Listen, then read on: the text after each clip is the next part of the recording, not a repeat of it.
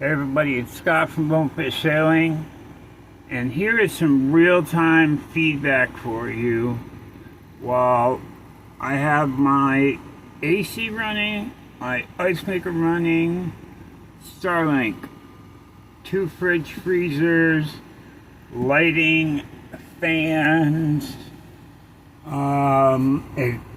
exterior lighting in addition to interior lighting. And I have I just added a couple more solar panels. I think I'm at 2,400 watts of solar panels right now with a 3,000 watt inverter. So you can see it's varying obviously.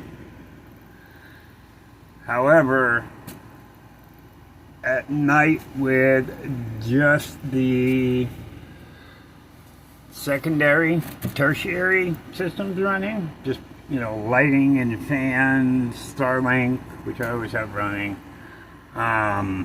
it pretty typically doesn't go beyond 200 watts of usage. So if you can maintain this relative level, then you're probably in good shape. But then again, I have yet to see, other than extreme cases, extreme cases on YouTube, I have not seen anybody with a boat even close to my size that is running 2,500 watts of solar. If I turn the AC off with the ice maker, I will usually get about 800 watts of power.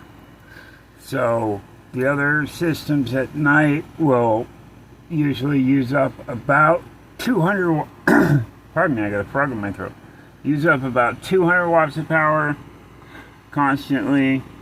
But as I said, everything I have is LED lighting, and 12 volt fans, 12 volt fridge freezers, both of them. The Starlink runs off 120, so the inverter is always running for that.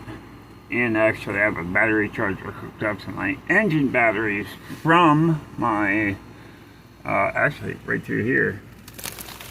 That plug that runs back through the panel has a charger on it. So I like to give real world advice on how real world solar systems work. Please like and subscribe. Be safe on the water, everybody.